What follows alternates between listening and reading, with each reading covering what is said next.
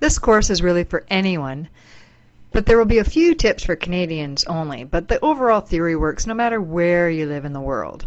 I've spent the last 15 years or so trying to figure out a way to have people understand the complicated system that carriers have set up, and my goal is for you to have at least a few aha moments.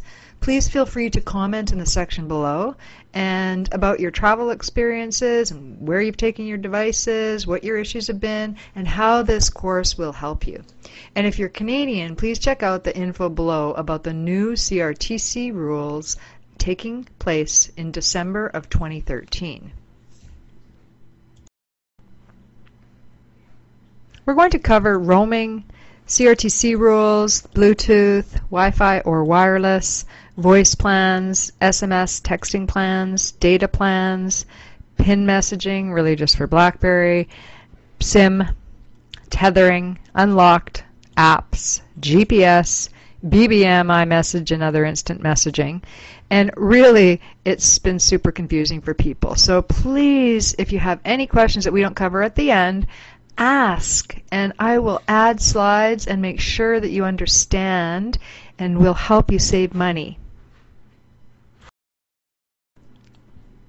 The definition of roaming is when you travel outside your provider's network, your smartphone or tablet will connect to another network and you may incur roaming charges.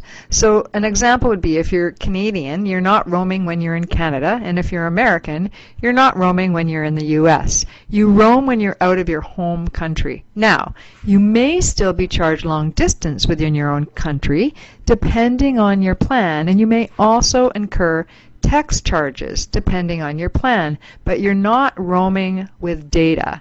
Make sense? And if not, no worries, I'll explain more later. So what's a SIM card? So it's a subscriber identity module. Makes sense, right? It's really that little white plastic card inside your device that looks like this, and it connects your device to the carrier network, sometimes called the cell network, like Rogers, TELUS, Bell, AT&T, Verizon, Virgin, etc.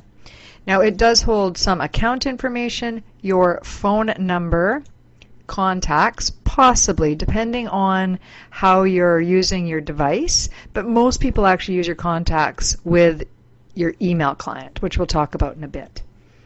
Text messages as well. Okay, so that in a nutshell is what a SIM card is. Unlocked or locked phones. First, a locked phone means that it will only work with one specific carrier. For example, if you're a Rogers customer and your phone is locked, it will only work on the Rogers network. If you want to switch carriers or use a different carrier when you travel, you would have to get the phone unlocked. The main benefit of having an unlocked phone is that you can take any SIM card from any carrier and use it in your phone. If your phone is unlocked, you can purchase a prepaid SIM in the country you are traveling to for temporary use. There are many companies online that offer unlocking services at very reasonable rates. Just Google your smartphone or your tablet and unlock. Your phone might already be unlocked, and sometimes the carriers can do it if it isn't, maybe for a fee. Often, the easiest way to get a phone unlocked is to call your carrier's customer service.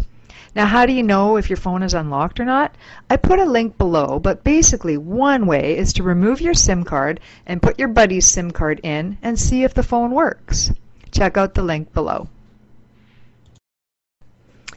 If you're out of your home city, not country, and long-distance charges apply, they probably apply to calling to retrieve your messages as well. I hear this all the time. I present to thousands of people a year, and there's always someone that comes up after and tells me that they don't get charged. I ask them to please look into it again and let me know, as I know that you get charged by calling your voicemail. Please check with your carrier to see if that is true. Lots of people think when they go outside their home city, and again, if let's say I live in Vancouver and I go to Toronto, if I call my voicemail, I'm charged long distance rates.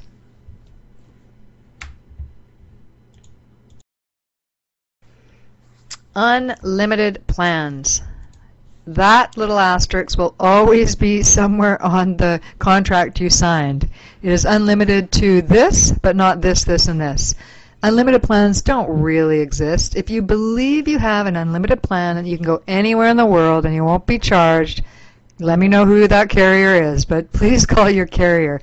I also hear this over and over again.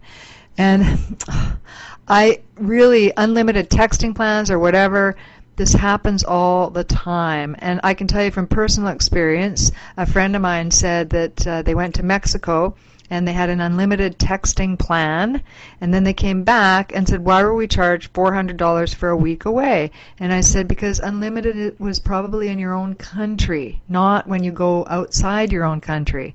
And you assume things, but really you want to understand the plan that you've paid for. It's okay if you don't really get Wi-Fi. It's kind of like you can watch TV or listen to the radio, but do you really have to know how it works? Not really. However, I'm going to try and simplify it for you. People get a bit confused over terminology because we throw around so many terms for the same thing. The basic meaning of Wi-Fi is that it allows you access to the internet when you're in range of a Wi-Fi network. Now, we also call it Wi-Fi, wireless, hotspot, access point, which is also a router. What Wi-Fi is technology that allows your laptop, smartphone, tablet to connect to the internet wirelessly using radio waves. How far you can go away from the router or access point depends on the type and how it's set up. A personal one, like perhaps your home setup, probably has a range of about 20 meters, 65 feet, to about 35 meters or 120 feet. But these ranges are getting larger as technology gets better. When you are at work or at Starbucks or any coffee shop or at a hotel, they set up a wireless access point and they generally secure it with a password. That is where you hear the term open or closed. If it's an open network, it has no password, and anyone can use it, and as you can imagine, it isn't secure. A closed network would require a password to allow you access.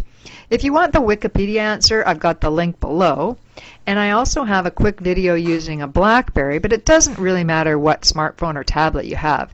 Connecting is similar. I have a handout below as well with written instructions for Android, Apple, and BlackBerry. So check out the handout called Connecting to a Wireless Network.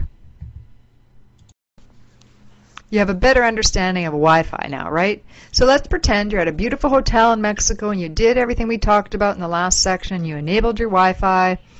Are you sure your data will now be going through Wi-Fi?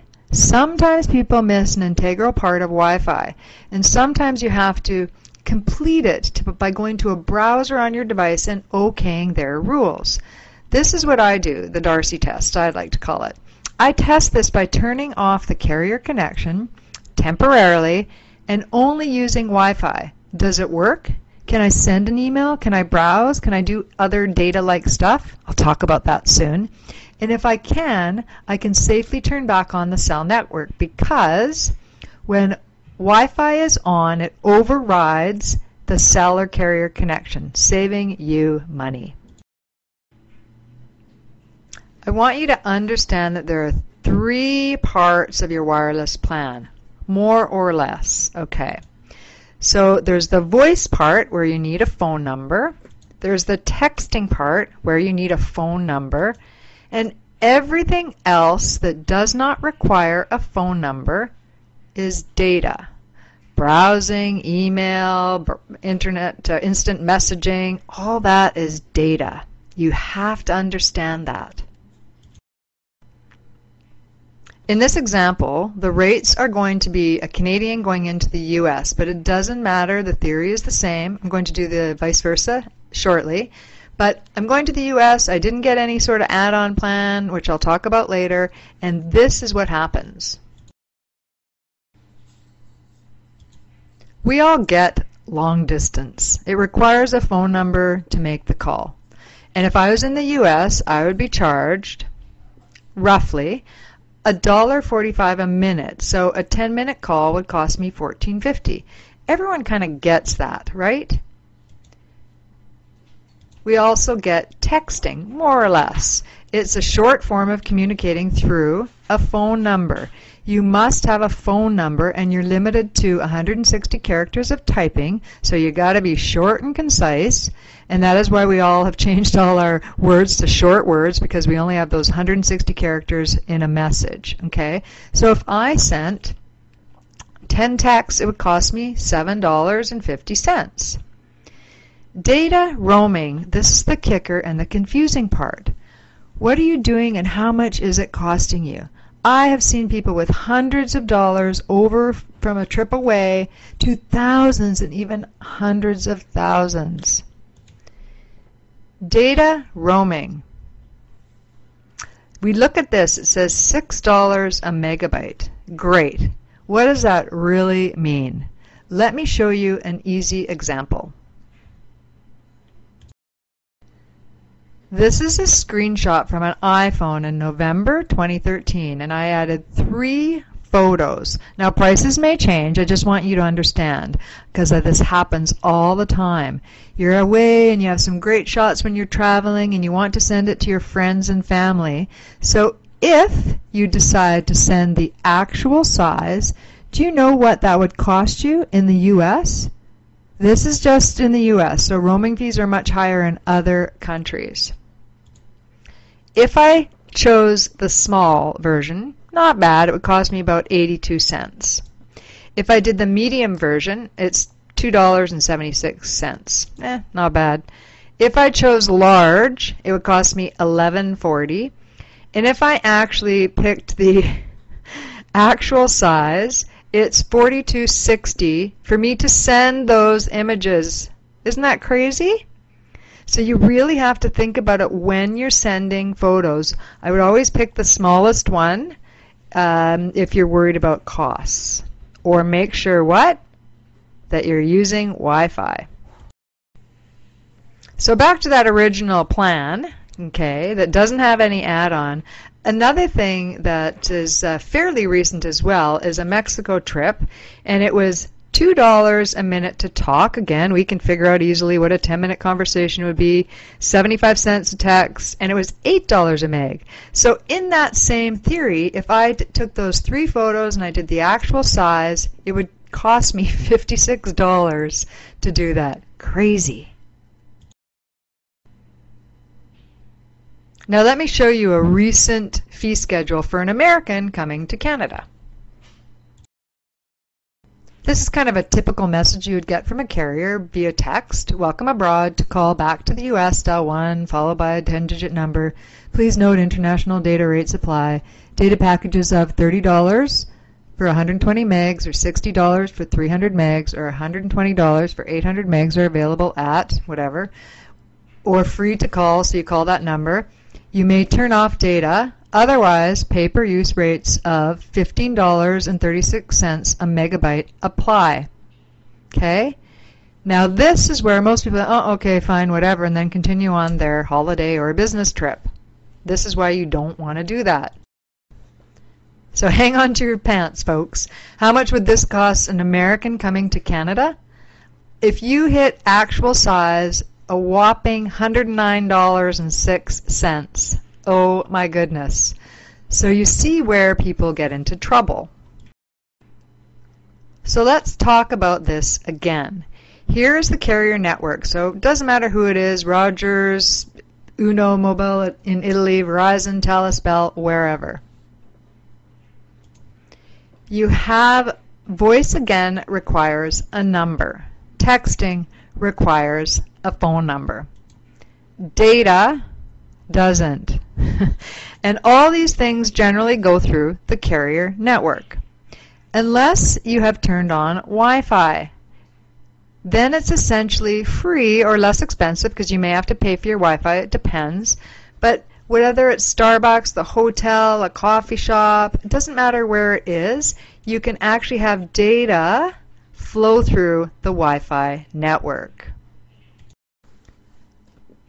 So after you've learned all the things prior, is this data? Is instant messaging data? So like iMessage or WhatsApp is a third-party app, Kik, BlackBerry Messenger. Do you think it's data? Does it require a phone number to work? So this is not texting. That's why many people prefer these apps rather than texting, because it's a cost savings. Everything